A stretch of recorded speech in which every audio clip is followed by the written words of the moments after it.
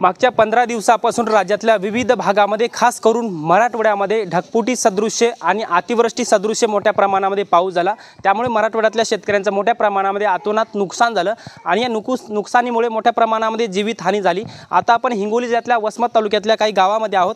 या गावामध्ये आपण पाहतोय 2 महिला मृत्युमुखी पडलेल्या आहेत, पुराच्या पाण्यामध्ये वाहून गेलेल्या आहेत। शेताकडे काम करत असताना अचानक ढगफुटी झाली, त्या पाण्याच्या प्रवाहामध्ये वाहून गेले आणि त्यांचा दुर्दैवी मृत्यू झाला। आता त्या कुटुंबाशी आपण चर्चा करणार आहोत, त्यांच्या वेदना काय आहेत हे आपण सरकारपर्यंत आपल्या चॅनलच्या माध्यमातून पोहोचवण्याचा प्रयत्न करणार आहोत। आता ज्या महिला वाहून गेल्या त्यांचे मुलगा आपल्यासोबत आहेत। काय सांगाल, ही घटना कशी होती आणि सगळं हे झालं, हा प्रकार कसा होता? हे शेतातून येताना पुरामध्ये हे पडल्या, वाहून गेल्या, म्हणजे वाहून गेल्या, मृत्यू झाला। हो, ज्यावेळी ही घटना झाली, त्या घटना झाल्या तुम्हाला पहिलं जी गोष्ट कळली वाहून गेल्या आणि मृत्यू झाला, त्यावेळेस तुमच्या वेदना काय होत्या एकदा सांगा। वेदना भरपूर दुःखाच्या होत्या, सांगू शकत नाही। बरं, सरकारकडून काही मदत झाली का? मदत थोडीफार झाली। हो, आता आपण त्या ताईंशी बोलणार आहोत।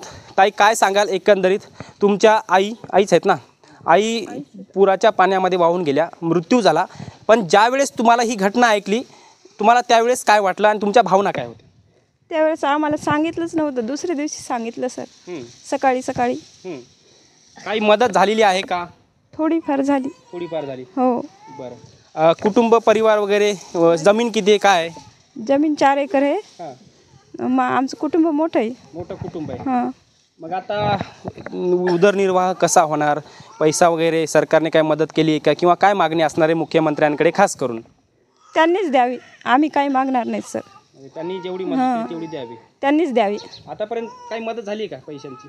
थोडी झाली म्हणे। थोडीफार झाली। बरं, आतापर्यंत कुणी भेटायला आले का? हो, आलेत ना, आले होते। हो। बरं, अजूनही शेतकऱ्यांचे भरपूर विषय आहेत। तुम्हाला जमीन किती आहे सध्या? 4 एकर। 4 मध्ये शेतीचं वगैरे कर्ज वगैरे असेल ना? कर्ज असेल ना? भाऊला माहिती। कर्ज आहे ना? हो, किती कर्ज आहे तुमच्यावर? कर्ज 1.5 लाखापर्यंत। 1.5 लाख रुपये आहे। कोण्या बँकेचं आहे? हैदराबाद बँकेचं कर्ज आहे। तुम्हाला आठवतंय, सरकारने निवडणुकीच्या कालखंडामध्ये कर्जमाफीचं वचन दिलं होतं, आम्ही शेतकऱ्यांची कर्जमाफी करू असं फडणवीस साहेब बोलत होते।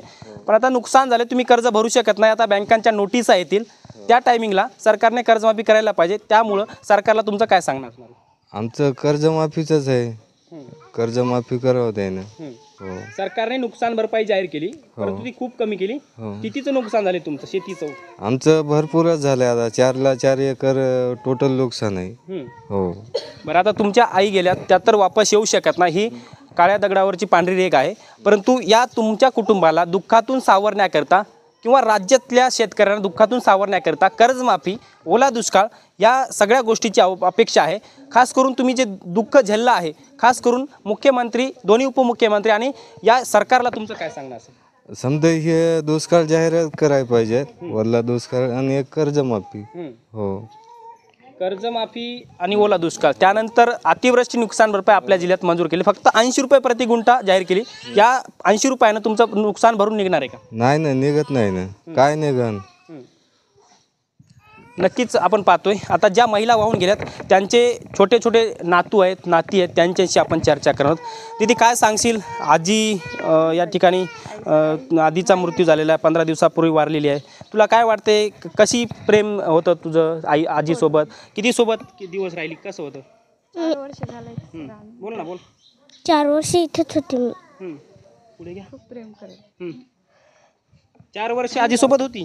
हो, लाड वगैरे करीत होती का? हो, बरं, छान होती? हो। बरं, खूप जीव होता। बोल ना, बोल ना। नक्कीच आता आपण अजून दुसरी नात आहे, त्यांच्याशी बोलण्याचा प्रयत्न करू। दीदी, काय सांगशील, आजी जी घटना तुझ्या घरामध्ये झाली त्या संदर्भामध्ये? नक्कीच आता आपण ताईशी चर्चा करूया। ताई, काय वाटतं एकंदरीत ही सगळी जी घटना तुम्ही ऐकली? आम्हाला ना लय दुःख झालं, मोठं दुःख झालं आमच्या आईचं। आमच्या आईला प्रेम करायचे आमच्यावर, सगळं घर तिच्यावर होतं सगळं। आता गेली, आता कोणाकडे बघावं आम्ही?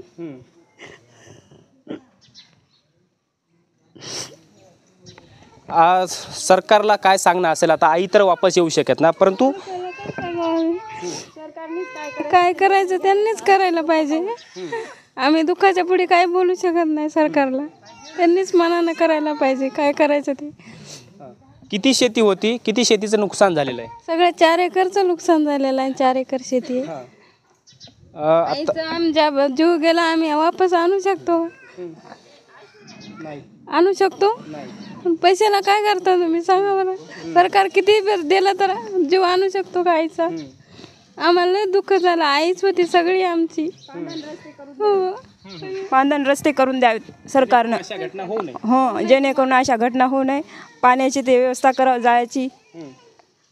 हेच हो विनंती आहे, सर. विनंती सरकारकडून. ताई काय सांगाल एकंदरीत? मी लहान मुलगी आहे. माझ्या लय दुःख झालंय. माझ्या जीव तसं. बरं आता दसरा येतोय, दिवाळी येतोय, आईची आठवण येईल तुम्हाला? हां खूप येणार झाली ना आठवण. वडील आहेत का? हां वडील आहेत. कुठे आहेत वडील? वडील पण नक्कीच आता ज्या महिला वाहून गेल्या आहेत त्यांच्या पतीशी चर्चा करणार. या बाबा या. आपण पाहतोय खूप मोठं या कुटुंबावरती दुःख कोसळलेलं आहे आणि भाऊक महिला झालेल्या दिसत आहेत, कारण ती खूप परिस्थिती नाजूक होती.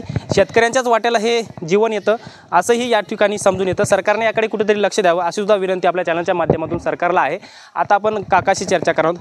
काका काय सांगाल? तुमची अर्धांगिनी तुमची पत्नी वाहून गेली, त्यांचा मृत्यू झाला. सुरुवातीला ही गोष्ट तुमच्या ज्यावेळेस घडली त्यावेळेस तुमच्या भावना आणि वेदना काय होत्या, काय वाटत होतं? काय काय काय पाठ समजायला बरं काय गेल्या मुसल्या आयता मग शेतामध्ये ते संध्याकाळी आलडा होईल मुसल्या नाही म्हणले हायता शेतामध्ये पाठ चर्चा झाली वाहून गेल्या मुसल्या. तिथं गौसल्यामुळं खूप प्रयत्न केलं. गावाल्यानं खूप मदत केली. हो हां. सरकारला काय सांगायचं? शेती किती तुम्हाला? 4 एकर 4 एकर शेती हो. आहे. शेतामध्ये काय काय पीक आहे सध्या? पिकं सोयाबीन कापूस हे ते सोयाबीन घेतलं. कापूस. सोयाबीन कापूस. आता तुमची जमीन नदीच्या कडेला वगैरे आहे का? नाही नाही ते वडी आहे तिकडं वडीचे. नुकसान किती झाले शेती? सगळी नुकसान झालेली पावा. बरं काका, ते सगळं जर आलं असतं तुमचं तर किती रुपये झाले असते शेतात? काय आता जे काय आहे, काय परिसराची जे ते होते उत्पन्न 3-4 लाख तर झाले असते. हो हो पण आता हे सगळं नुकसान झालेलं आहे तुमचं. खास करून सरकारला तुम्हाला किती नुकसान भरपाई पाहिजे? भरपाई द्यावं काय आहे ते 4-5 लाख 4. सगळी भरपाई हां नक्कीच आपण या ठिकाणी कुटुंबाशी चर्चा केलेली आहे. आता आपण यांचं कुटुंबाचं त्यांचं ज्या महिला वाहून गेलं त्यांचं घर दाखवण्याचा प्रयत्न करतो. एकदम साधं घर आहे, एकदम परिस्थिती गंभीर आहे. या घराला बघा, साधं घर आहे. नुकतंच आपण पाहतोय 15 ते 20 दिवसाखाली राज्याचे मुख्यमंत्री देवेंद्र फडणवीस यांनी जे टेंडर काढलं होतं जवळपास त्यांच्या बेडचं झोपायचं 26 लाखाचा काहीतरी बेड होता. म्हणजे नुसतं त्यांना आरामात झोपायसाठी 26 लाखाचा बेड. आणि आमच्या शेतकऱ्याचं घर बघा, 2 महिला वाहून गेल्यात, कुटुंब उद्ध्वस्त झालेलं आहे. सगळ्या कुटुंबावर मोठं दुःख आलेलं आहे. हे दुःख कुठंतरी सरकारने गंभीर घ्यायला पाहिजे, लक्ष द्यायला पाहिजे. आणि राज्यातल्या शेतकऱ्यांचं आता हेच परिस्थिती संपूर्ण राज्यामध्ये आहे. बऱ्याच साऱ्या महिला, बरेच सारे शेतकरी वाहून गेलेत. आता हे सरकारला कधी समजेल हे सुद्धा खूप पाहणं महत्त्वाचं आहे. त्यामुळे कर्जमाफी असेल, आता ज्या कुटुंबातल्या महिला पुरुष वाहून गेले त्यांना आर्थिक मदत देणं असेल, शेतकऱ्यांना ओला दुष्काळ असेल किंवा इतर सवलती शेतकऱ्यांच्या असतील, या सर्व सवलती लागू करावे हीच या माध्यमातून या कुटुंबाची मागणी आहे. कॅमेरा पर्सनसह मी ज्ञानेश्वर सवणकर, वसमत, हिंगोली.